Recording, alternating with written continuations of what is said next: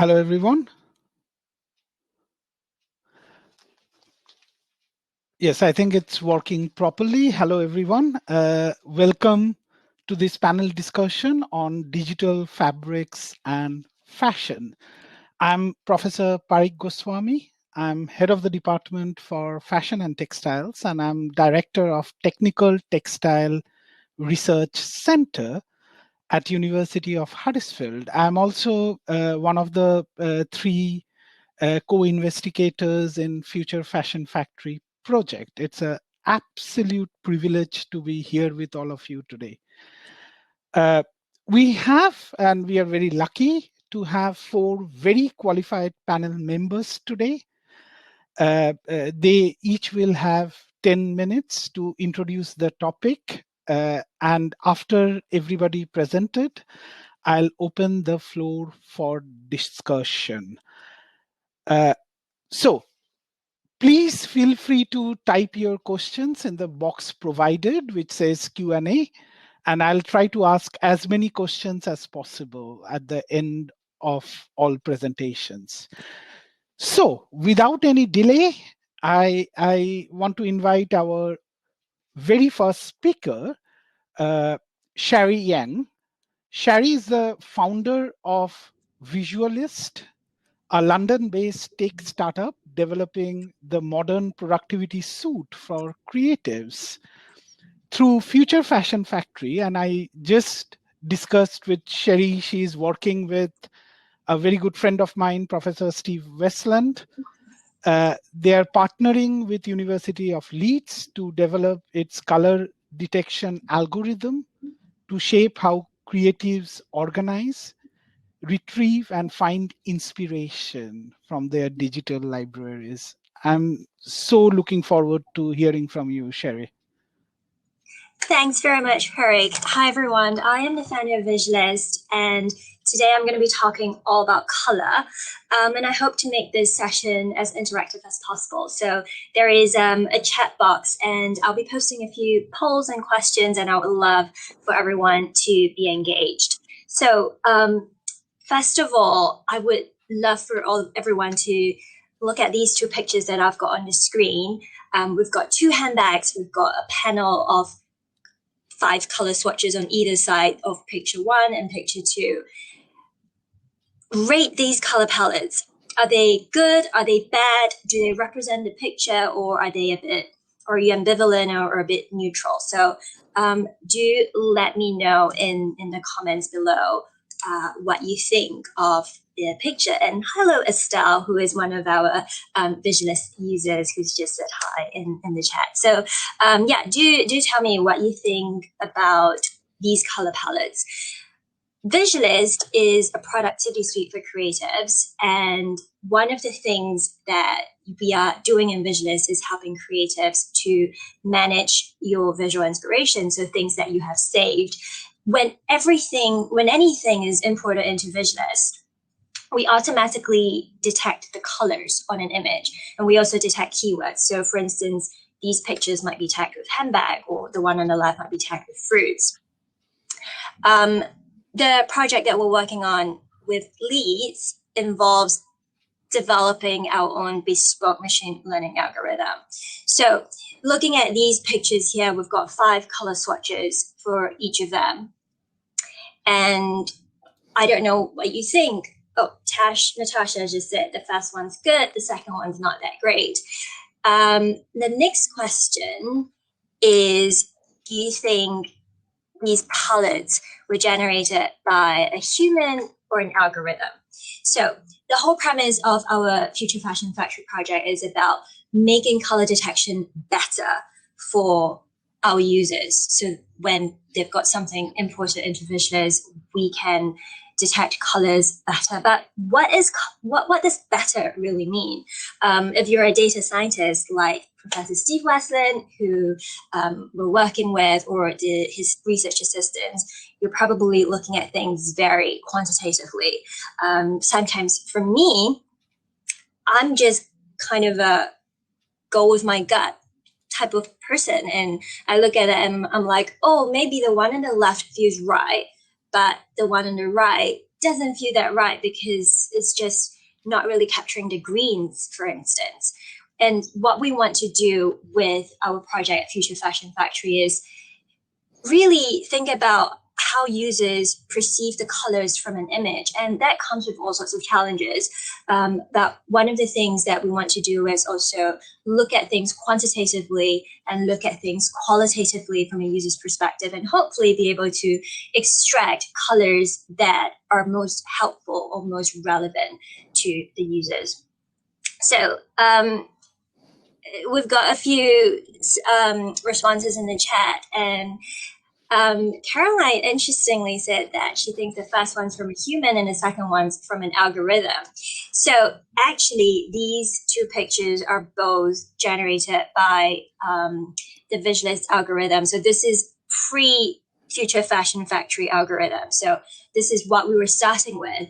And as Caroline pointed out, the one on the left was, she thought it might be a human, perhaps because that looked like it was more representative of the image. And I think on the right, the picture on the right, we don't have the green. We've got a lot of the background color, the gray, we've got the skin tones, but the accent color, the green, doesn't seem to be captured. Instead, what we've got is a color that's really dark, almost black, possibly because the top of the handbag is a very, very dark green.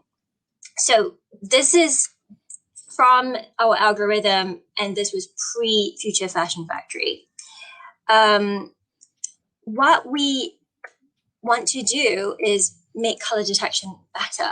So I've got another set of color swatches now. So we've got this beautiful picture of a design from Hannah Begum, who's an emerging designer that we worked with, and three of these color swatches are generated by human, and one set is generated by an algo. Again, I think it'd be fun for us to guess 1, 2, 3, 4, which one is from the algorithm. And how we collected these swatches in our Future Fashion Factory project, we actually have been using Instagram stories with our users, and every week we send them a batch of pictures and we ask them to do color swatches. We then collect all of these. We collect all of these color swatches from our users, so we have dozens and dozens of color swatches every week, and compare them to the color swatches that are generated by the algorithm that we are developing.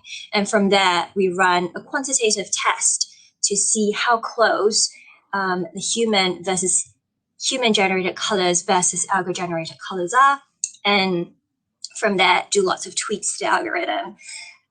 Charlotte and Tash have both been saying that number 2 is from the algo, and 1, 3, and 4 are from humans, and they are absolutely correct. And I reckon people are guessing that because the algorithm is just not quite as good as the human. We have this beautiful orange headscarf that isn't really captured in the algorithm, and neither do we have these bright colors of the skirts. And so we begin tweaking the algorithm. The first color swatch palette was generated by looking at frequency of color. So we've got a lot of grays from the concrete wall. We've got the background of Liverpool Street Station, the brown brick. And the frequency algorithm has captured these color palettes or extracted these color swatches because these pixels are present in such high amounts. When we started tweaking the algorithm to look at importance, we were applying some elements of spatial detection, looking at the center of the picture, for instance, looking at how far colors are from particular points in the picture. We then start to see a different set of colors appear as the color palette that is being generated. We've got a little bit of the orange, we've got more blues, teals from the outfit itself. So this is one of the examples of how we begin tweaking our color detection algorithm. Going back to the other 3 sets of colors that were generated by humans, we've got 1, 3, and 4, and we see, you know, people look at colors differently. And people, when someone looks at a picture, what they see as being most important or what they see as being representative of a color of a picture are completely different as well. And so we can see here, everyone's got different colors. Some of them pick out the oranges, some of them have blacks from the boots, some of them have the pink from the skirt, and some don't. So color detection is very subjective, and it really is very challenging. And this picture is another great example. We've got a background that's white, cream, and her shirt is also white, but then you've got these bright colors. You've got the pink from her trousers and that multicolored fan. So how do we detect which color is the most important? If we are creating an algorithm that has importance included as an element, it's very subjective to determine which part is most important. In a picture like this, do you ignore the background, or do you take into account the background, the white draping? And if we were to ask users how they rank these colors in terms of importance, you can see in this slide here, a lot of them picked pink as the most important on the left, but some of them also picked whites and the grays, which come from the draping at the back. And this is just a selection of 10 random users that we looked at. And obviously, the more data we collect, the more trends we might see. But I think to sum up our experience with leads so far, there's so many things to take into account. When a user saves a picture, they might be saving it for so many different reasons. It might be because of the product that they're interested in, for instance, the trousers or the fan, or it might be because of the picture that they really like, or maybe they really like the combination of colors that are in the picture, or maybe they like the accent colors, specific colors that can help spark inspiration for something that they're doing. So if we are faced with the question of what colors should we extract from a picture as being the most important colors for a user, the realm of possibilities is actually really, really large. And what we're trying to do is provide some sort of quantitative and qualitative balance to determining which are the top 5 colors that we need to show to the users. And just to round up, the last set of swatches on the right here, those are the swatches that were picked out when we applied the importance algorithm. So not the frequency algorithm, which threw out a lot of whites and grays, but the importance algorithm. And you can see here, when we applied the importance algorithm, the trouble was that it didn't pick out the whites and the grays that are on her shirt and in the background. So it really is a lot of tweaking that needs to be done in terms of combining the elements of frequency, importance, and other aspects as well, like perhaps uniqueness that we're looking at.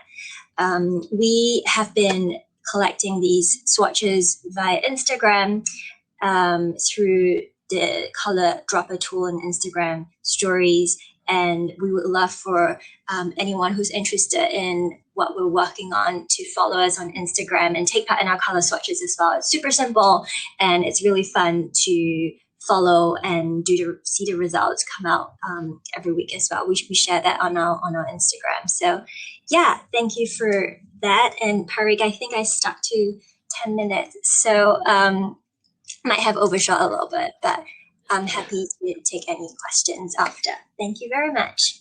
Cherie, thank you so much. And you are absolutely on time. And on both of our behalf, on your behalf and my behalf, I want to thank Natasha, Charlotte, Caroline, hope I'm not missing, Estelle, for participating in this. It is really important that audience participate in our discussion. So thank you so much. And thanks to you for a brilliant presentation. Thank you very much, Parik. Cheers. Our next speaker is a colleague of mine, Claire Evans. Claire is a senior lecturer at University of Huddersfield.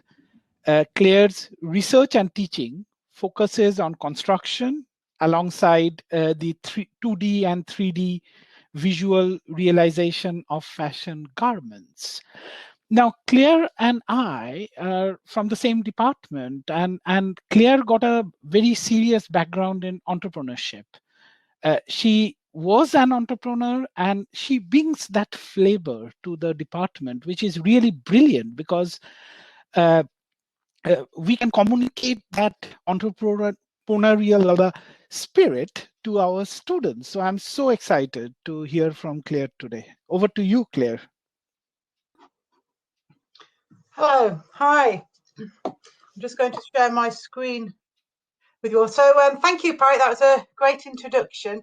So I'm just going to talk today a little bit about a project that we've been doing with Nomad, a fashion company, and it's been looking at trying to build into their company some more digital experiences for their viewers and for their customers. And we've done this by, to begin with, we looked at what Nomad was currently doing. We did a real assessment of what they were doing digitally, and then we started to think about some approaches for what we thought would be a good idea for them to do in relation to personal shopping. At Nomad, they do some very top-end garments, and they do a lot of personal shopping, but coincidentally, just as we started this, we went into lockdown, but at the same time, they were also at the beginning of it discussing with us the fact that they had quite a few clients that were overseas, and they were looking at how they could potentially do something with these clients and make garments available to these clients, then to be able to see what they might look like if they saw the garments on and moving. So we started putting a project together with Nomad to actually do this. I'm just going to share my screen with you to show my presentation to you. Yeah, so I've got two screens here as well. So if I'm looking slightly to the left, it's because I've got the work on the screen to the side of me as well. So the work that we did was building some pieces for Nomad. So what we started doing is looking at some of the work that they had, pieces they had, this piece here being one of them. So they had some garments that they gave us and said, can you go away and see how you can work on developing those and building them? So we've gone into looking at how we can three-dimensionally develop and build these garments. So I'm just going to show you some little videos of what we've done so you can get a little bit of a feel for what we've done. So this is the boyfriend jacket, and these are digitally built pieces. So these aren't actually worn on a person. These have been used, so we've been building the pieces and working with them. It's quite an interesting challenge, really, to do this, because using software, we can now draw things three-dimensionally, and we can, I'll just stop that one, we can draw garments three-dimensionally, but the one thing that tends to happen now is we draw three-dimensionally in the same way that we draw two-dimensionally. We can draw pictures and designers can design beautiful garments, but the elements that sometimes are missing when people decide to do this is the actual production of the garment pieces. So what we actually did with Nomad is we went in to their production studios, we got the actual pattern pieces, and we managed to work with those pieces to ensure that we recreated these three-dimensional garments exactly as they were in real life. So people wanting to purchase these garments can look at the inside of the garment as well as externally to see what's happening within the garment, which has been quite an interesting and challenging experience for us. So rather than using software to create the pieces, we've been recreating the pieces, but using the software to actually do that. So it's been a really interesting journey. And the idea being that these dummies that we're putting on and that we've put together here could be done in a selection of sizes. So we might have a client that contacts Nomad and says, I'd really like to see what the boyfriend jacket looks like on. Would you be able to see if you can visualize it for me? So this jacket, the person, if their measurements and sizes were sent over to Nomad, could potentially have those pieces then sort of the piece put onto their figure in the different sizes to decide which one they feel would best represent them and fit them. So that was the idea of what we were trying to do. I'll just show you another one that we've done, which is a pair of trousers that we've got here. So these are called the cuff trousers, so you can just get a feel for these. So again, these are the cuff trousers, and if you go onto Nomad website, these are the images that you'll see, just to give you an idea of the trousers. And this is just giving a little bit of a visualization of what they look like when they're actually on a figure that we've put together. It's been a really interesting journey, because trying to realize the fabrics, trying to realize the fall of garments, and get all that sort of information together is relatively, difficult, really. You can see here the garment is potentially slightly darker than the lighter than the fabric that it was originally put in. And the one thing we found with this garment as well is it's got a slight sort of puffiness to the way that it's flowing compared to the way that the garment hangs here. So we've had to work really carefully to try and develop and change garments, and try and build as much as we can into the garments to make them feel as realistic as possible. And it's been great working with Nomad and working with some real garments that are actually in production, and trying to see how we can actually realize them and make those pieces real for them. The other thing that when we were looking at this software is we were looking at it in the sense that it would obviously have to be, if it was a service that Nomad was providing for people, it would have to be a service that Nomad could develop themselves, and they could step into using this software. So we've had to look very, very carefully at the sort of software where we can use, and the sort of approaches we can use. So it's something that potentially a production team, or any fashion production team, would have to learn to understand how to use that software and to integrate it into what they're doing. A lot of these softwares at the moment are relatively expensive to use, and the training side of them is very, very heavy, and there's a lot of sort of skills in building all that together. And the other thing that we have found is we've found that really we've had to use a number of platforms, possibly 3 different platforms, to build pieces like this. So for a company, it can be quite an interesting, it's still got sort of areas that we've got to build on to look and think about how we can develop this. Guy's just asked, can the visualization be graded to allow for customization of individual size and personalization? What we would have to do with it, Guy, is we'd have to get the graded patterns. We could do that in the programs. We could grade the patterns in the programs. But then once we've graded the pieces, we can then put them onto different avatars. So the idea was that it might be that they're going to use have a small, medium and large on sale to customers. We would import those sizes, so the sizes that have already been made by, the garments have already been made by Optitex. Sorry, about that. I'm looking at the next question. The sizes that have been produced by the company, the fashion company, those patterns would be brought in, and then those would be ready for us to make into 3D avatars. But then the one thing that we would do is we'd look at the figure and thinking about how we can get the figure to be customized. So somebody might say, for instance, if I wanted to have some garments made, I would have to send in a certain set of measurements for an avatar to be made for those garments to be put onto that. So yeah, Nicola's just said, which softwares is it, please? We've used Optitex within this. We've also looked at using Clo, and we've also mixed them together, really, which has been quite interesting for us, because it's had to be a combination of 2. Optitex has been the production side of it.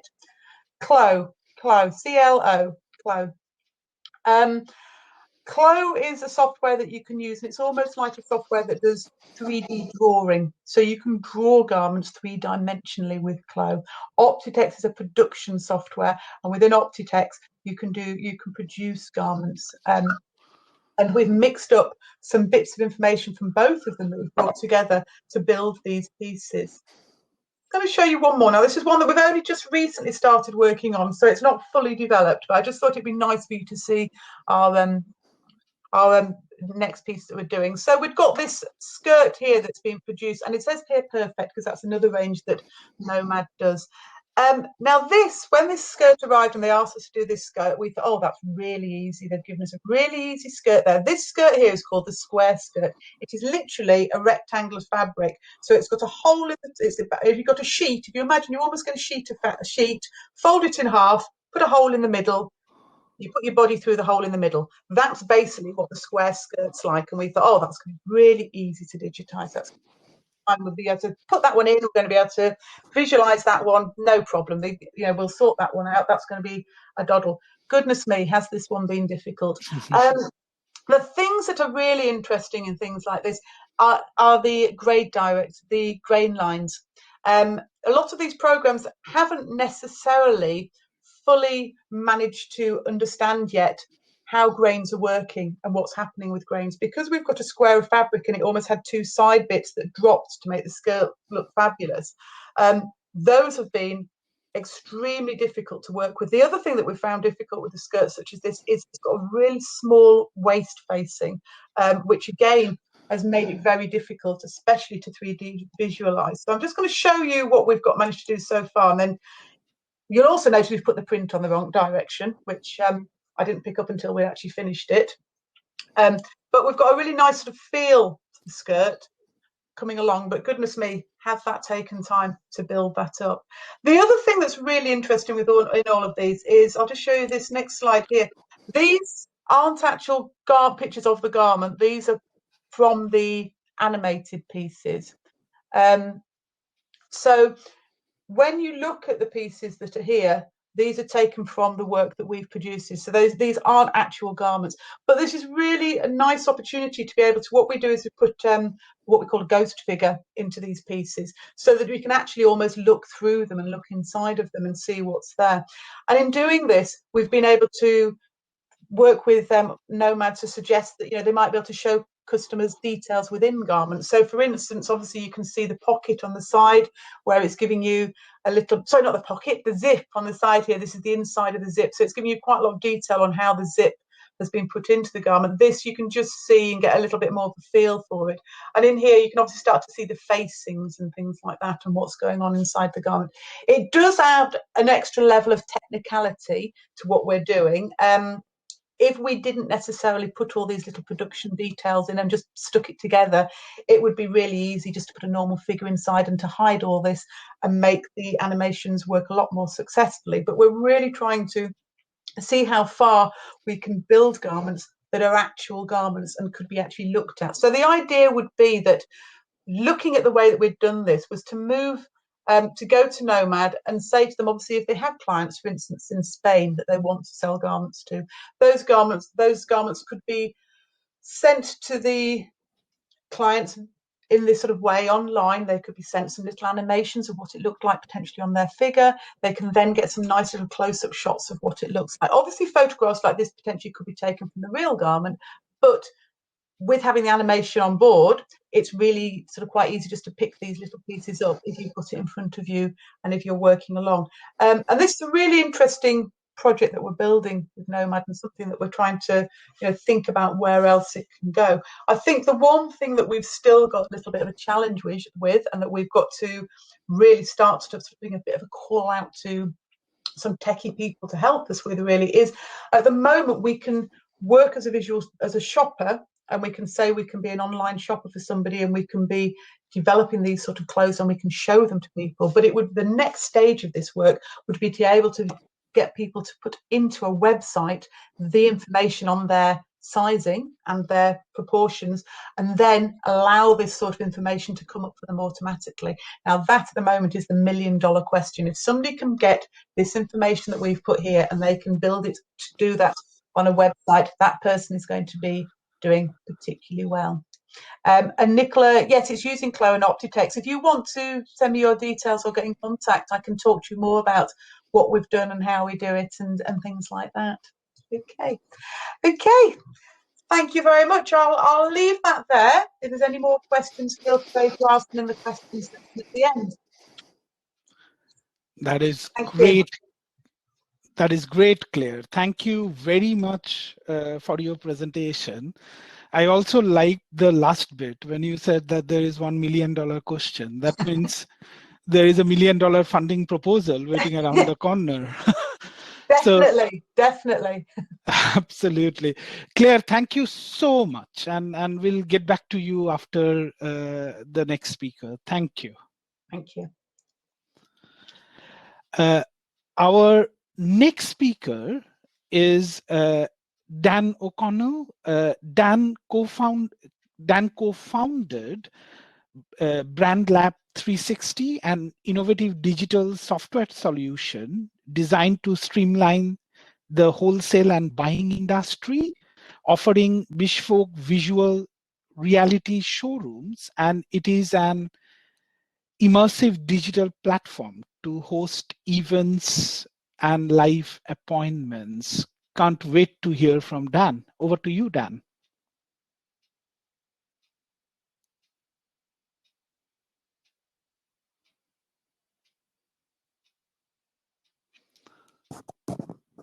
Hello. Are you there, Dan? Yeah, I think you've let me. Yeah. Hello, how are you? Not bad, yeah. Good, good. Hello, everyone. My name's Dan O'Connell. I'm a co-founder of BrandLab.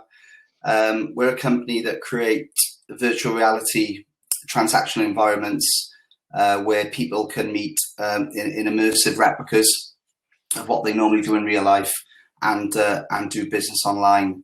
We're the fastest growing fashion platform in the world across a number of metrics, and I like to think that a big reason of that is that although we're ingrained in the digitization of fashion, we realize and recognize that humans want to be connected, and personal relationships, especially in an industry like fashion, is still an overarching factor, I guess. So I think the one thing that we perhaps believe is a missing link in kind of this cascading digital age is, especially in things like e-commerce, is solutions to make things feel a bit more human. And so first product we launched a few years ago when we started our B2B e-commerce platform that allows fashion brands and their trade customers to transact efficiently online. But as I say, we realized a missing link was human interaction, especially on e-commerce type of digital products, because it's a sole thing. You're going on e-com and you're viewing stuff, but there's not much human interaction. So whether it's a salesperson from a fashion brand who needs to meet their trade buyer twice a year in their showroom, or a consumer who's buying a beauty product and wants to speak to a makeup advisor, we realized that we needed to find a way to make people feel more immersed and more connected. So I'm going to show you two examples of our virtual environments, one of which actually is a project that we've been working on with the university and with some of the other speakers and people taking part, so which is really good. So I'll share my screen now, Parik, if that's okay. Absolutely. Okay. And hopefully you can see my first link here.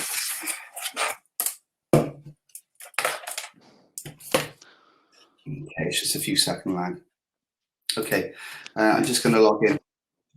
Okay, so this is a virtual demo that we've created.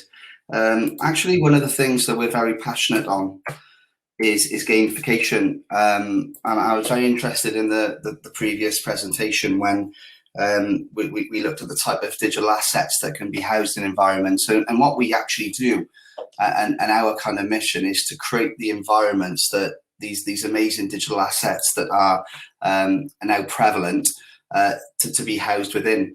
So I'm just going to show you an environment that we've built, and you can see how kind of photorealistic it is. This is all in a web browser, so there's no apps or no downloads required, and I'm able to use my arrows in a kind of gamified way and walk around. You can see the quality of the vegetation there, how photorealistic it is. I'm going to then show what we can do with products. So what we do is we insert products into a virtual showroom, maybe for wholesale fashion, or in a replica of an actual store for elevating e-com. And we link back the products that are inserted in these environments to basically any existing web-based programs. So it can link back to Shopify sites or ERP and PLM systems, B2B ordering systems, e-com product pages. And there's a number of things that can also be housed within these kind of little tags here. So this is interesting because I can pick the product up, and if I walk over to the light here, you can see how the light is manipulating the color. So we do these type of things because we believe that we need to mimic real life as much as possible to enable people to feel immersed in, in digital online transactional stuff.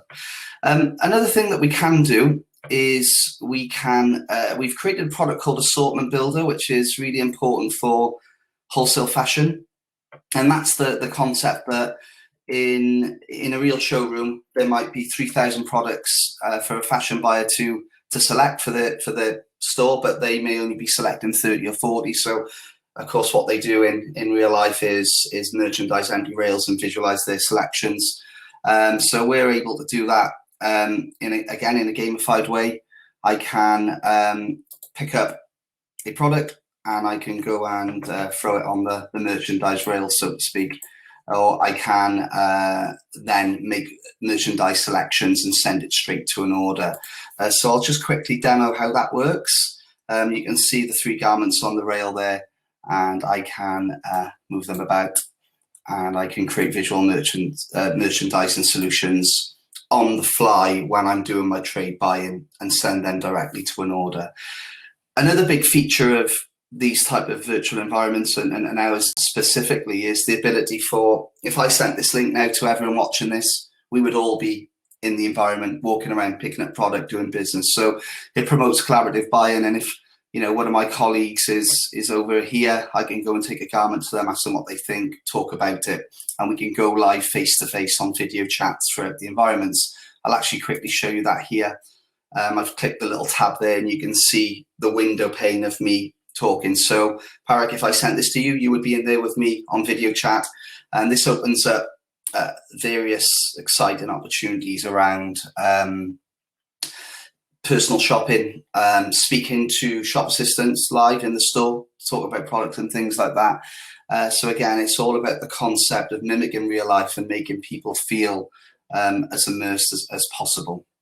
I'm now going to quickly flick over to the other scene, which is a project that we've done in conjunction with the university. So just bear with me a couple of seconds and you can hopefully see the Future Fashion Factory kind of showroom again with kind of photorealistic renders. I believe some of these garments are handmade by some of your contributors and things like that, which is really cool. But as you can see, I can click the garments and link it to pretty much anything. In this case, 360 spins. Everyone knows and loves 360 spins, and I'm operating this now with my mouse. This is a nice garment here. Again, I'm operating it. So basically, any media whatsoever can be housed in these environments, embedded in without any integration whatsoever. 3D digital designs, the type of stuff we saw earlier, the type of op-tech stuff, and all that stuff can all be in these environments. I'll quickly click through these rooms so I can show you a little bit more, and then from some of your other contributors. And this is a pretty cool garment, which I'm manipulating now. And then I'm going to open them all up so I don't miss anyone out. This is pretty cool. And the final one in this room, this accessory. One thing to point out is something that we've achieved, which is pretty important, is the fact that all this is housed in a browser with no downloads or apps required. And I think where we come from, our core, the digital fashion of the trade of wholesale buying, we always considered it buyers from Harrods, Bloomingdale's, Selfridges, John Lewis, whatever they may be, with company firewalls set up to have to download complicated apps. So we worked on a way of integrating photorealistic graphics into a web browser with integrated video chat, and then with no limit on the amount of people who can come into the environments. And going back to the other environment I showed you, which is basically built on our gaming engine. The possibilities within that is unbelievable. We've created, for example, a large customer in the States. They're a sports brand, and when you go on and you want to get your discount voucher, you have to shoot a basketball hoop. So we've integrated a small game within the environment. And gamification, I think, is probably the biggest growth area of digital fashion for the future, because gamification is around collaboration and bringing people together. And I honestly believe that that's more important in the fashion industry than anything else. So in this kind of cascading digital age, it's very important that we try and make people feel as immersed as possible. So that's my that's my short presentation of what BrandLab do and how we help various parts of the industry. I think one quick thing to say about that is that putting people together in an environment is not just pigeonholed to wholesale fashion salespeople and buyers. There's fashion brands where the product designers meet internal buyers to do business, and they show them stuff on whiteboards and things like that. There's e-com, again, where we can walk into virtual stores and we can ask our friends if they want to come shopping with us. Again, promoting being immersed with our peers. Stuff like retail merchandising training. Within our environments, we give our customers the ability to move things around, so they can merchandise stores, showrooms, scenes, visually merchandise stuff. So it creates efficiency. But again, I'd like to say that the most important thing from my point of view, even though we're ingrained in it and we're a digital company, is the fact that humans want to be connected. And that's it from me, Parik. Dan, this is absolutely fascinating. I really mean it. I mean, loved your presentation. The product is brilliant. And you know what I was thinking when you were presenting, that there is definitely a business case for your product and Claire to be combined together. And yeah, I was thinking we can actually provide the platform to integrate those type of assets and be able to work with it. So yeah, maybe we'll possibly get in touch and have a chat about it. But with gamification, Parik, anything is possible. Anything is possible, and it's the only limit is your imagination. Absolutely. Now, what we have a bit of bad news that we are struggling to get Judith's IT working. So I don't think Judith will be able to present today. So may I please request Tom to get the other two speakers on the virtual stage, please, if possible. Charlie and Claire. Cherie and Claire to the stage, please. Can we do that? Brilliant. And yeah, I can see Claire now. So firstly, this is probably the easiest session I've ever chaired, because there are people putting questions in and you all were answering them. So really, I was left with no questions to ask now. But I want to ask, and if you don't mind individually giving your view, that a platform like FFF, you are integrated part of that now. What do you think? What value this kind of platform brings to your business or to your practice or the businesses you're working with? Means, should we start with Dan, maybe? Yeah, extremely valuable, really, Parik, because I think fashion is probably, ironically, one of the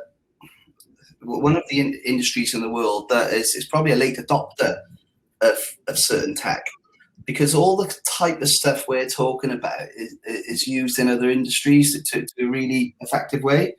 And even though retail e-commerce is obviously really forward thinking, because everyone knows how to shop online, it just seems to be, we seem to be quite late to the party. So I think your organization and this type of platform is crucial, really, because anything about education about digital fashion for me is a bonus. And I think anyone starting out in this industry, whatever aspect of the industry you're in, from pattern cutting, designing clothes and anything else, I think you have to be digital ready, because it's coming in a big way. Absolutely. Now, the similar question to you, Cherie, what do you think? What Future Fashion Factory, what tangible benefit it brought to your company?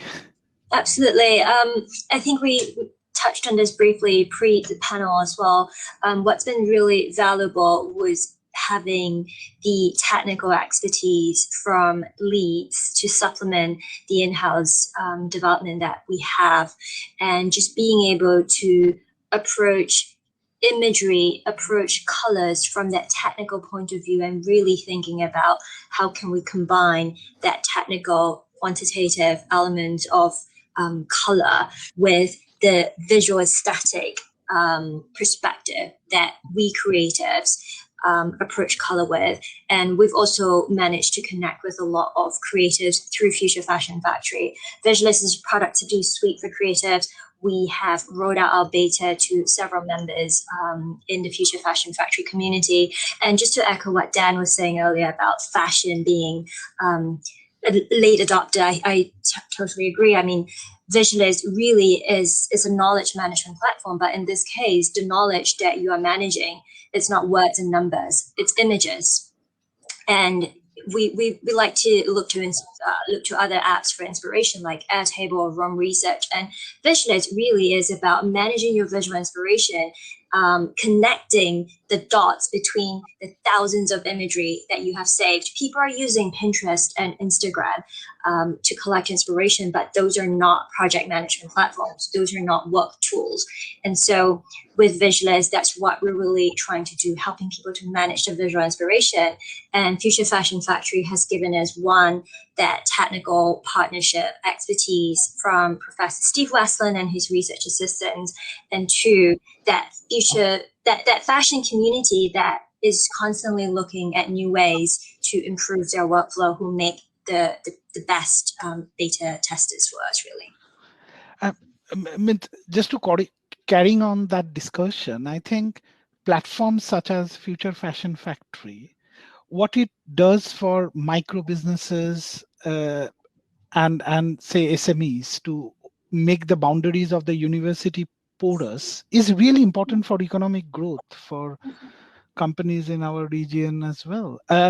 Claire, obviously you are an academic now. Obviously you were entrepreneur at some point.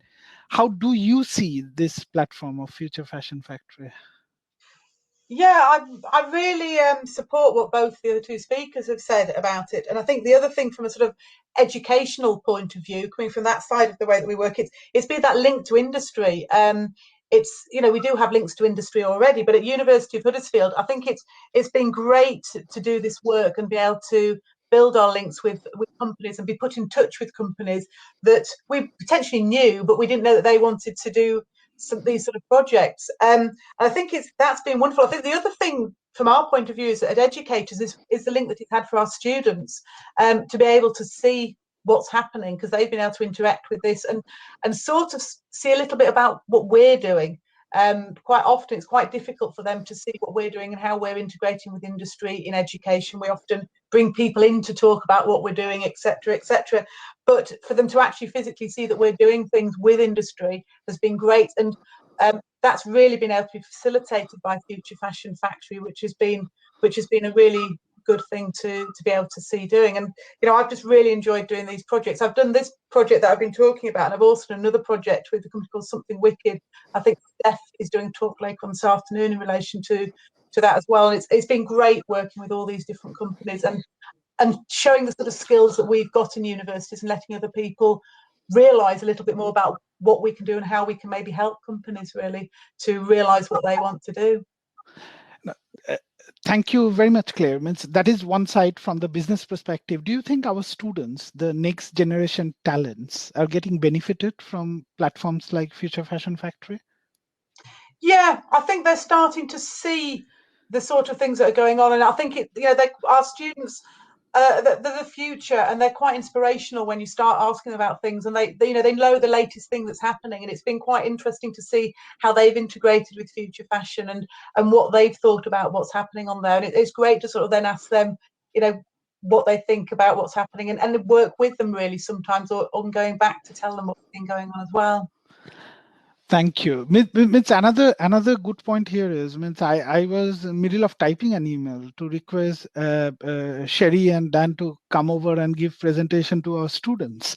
Now, so that our students can see what is going on in the real world, what is cutting edge. And without a platform like that, it's probably difficult to achieve that always. Dan, a question for you. I think you already answered it a bit, but based on what you discussed, a question is, and I can't read the name, it says anonymous. So it says, does this also mean that you can build AR and VR experiences in your platform?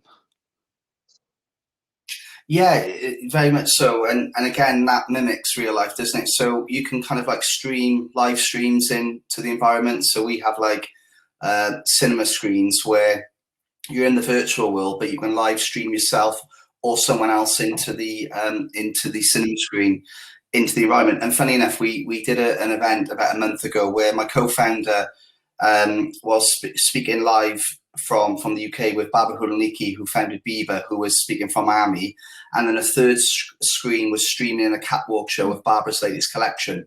So 3 elements of real life in augmented reality were inserted into a virtual reality world where thousands of people from all over the world were able to go in and interact with. So yes, it can. AR is the next big thing in some ways. And I think, just touching back on what we discussed about the students, it is so crucial because, again, regardless of their role or what they want to do within fashion, even if it doesn't require digital skills, if the top end of fashion and the macroeconomics says that the fashion industry has struggled, and we've seen that by the closure of retailers and things, naturally people in industry will look for ways to create efficiencies, and that's tech. So and it's in every facet of the industry, isn't it? So the type of thing you guys do in the Future Fashion Factory, I think, will give an enormous benefit to educate people at that stage. Absolutely. Now, thank you so much to all our speakers for coming today. And on behalf of Future Fashion Factory, I can only thank you for giving your valuable time to come today and for engaging with the project. Thank you so much. And I think with that, we are finishing just on time. So thank you so much. Thanks very much. Thank you. Thank you very much. Thank you. Bye-bye. Bye. Bye-bye.